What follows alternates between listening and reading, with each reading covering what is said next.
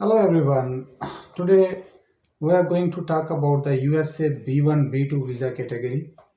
Basically B1 B2 category ये क्या चीज़ है, इसको कैसे अप्लाई करते हैं और कितना इस पे प्रोसेसिंग टाइम लगता है और वीज़ा हासिल करने के बाद आपको किन मराहल से गुजरना पड़ता है, इस टॉपिक के ऊपर आज हम इस पे बात करेंगे।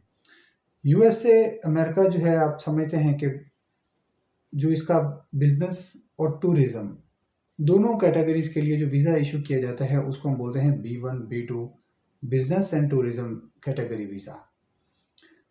ये एक ऐसी वीज़ा कैटेगरी है जिस पे अगर आप वहाँ पे जाना चाहते हैं घूमने के लिए, सैर व सियाहत के लिए, या आप जाना चाहते हैं कोई बिजनेस मीटिंग करने के लिए, तो आपको ये वीज़ा अप्लाई करना पड़ता है।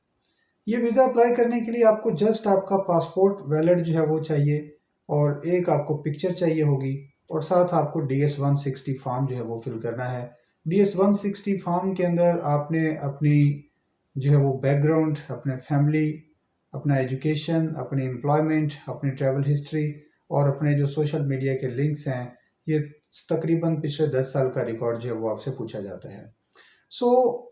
DS-160 फॉर्म फिल करने के बाद आप एम्बेसी जाते हैं और वहाँ आपका इंटरव्यू कंडक्ट किया जाता है।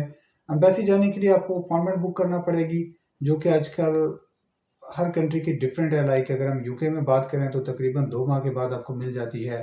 बेलारूस में अगर हम देखें तो विदिन 30 डेज़ मिल जाती है। अगर हम पाकिस्तान में देखें तो तकरीबन 8 से 10 माह के बाद की ये अपॉइंटमेंट आपको मिलती है। तो डिपेंड करता है कि एम्बेसीज पे रश कितना है, उस हिसाब से अपॉइंटमेंट उतना डिले हो जाती है।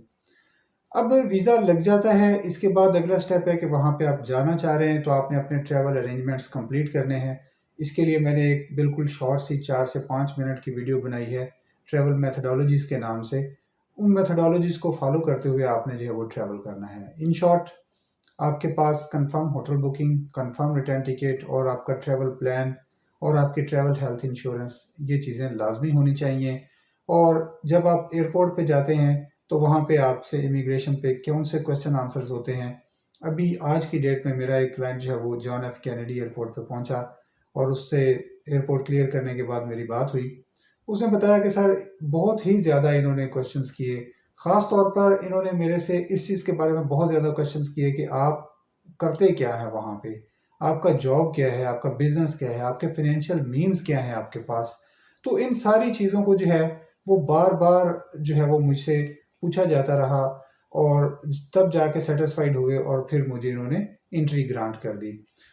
आप भी अगर इस दैनिक ऑफर से बचना चाहते हैं तो बेटर है कि आप जो आपका कंसल्टेंट है उसके साथ राब्ते में रहें, ताकि वो हर चीज़ आपको अच्छे से बता सकता हो कि आपके DS-160 में आपसे कोऑर्डिनेशन के बाद उसने क्या लिखा है, और वहाँ जब आप जा रहे हैं तो उधर भी आपको वही बोलना है जो आपके DS-160 में लिखा गया है।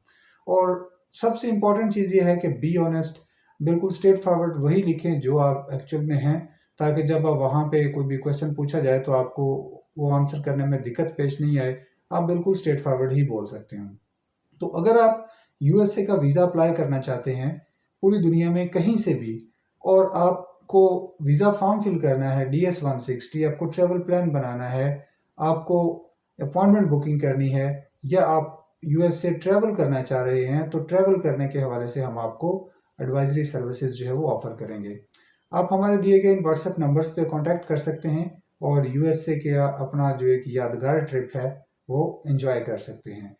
अगर आप यूएसए क्या दूसरी कैटेगरीज के वीज़े लाइक H1B वीज़ा, या आप NIWEB3 वीज़ा और दूसरी कैटेगरीज के वीज़ा जो हैं वो भी अगर आप अप्लाई करना चाहते हैं, या आप यूएस की इमिग्रेशन अप्लाई करना चाहते हैं, तो आप हमारी फर्म से कांटेक्ट कर सकते हैं। कांटेक्ट करने के लिए हमारी वेबसाइट www.worldwideconsultantsllc.com या स्क्रीन पर नीचे दिए गए नंबर्स के ऊपर भी आप हमसे कांटेक्ट कर सकते हैं। अल्लाह हाफिज़।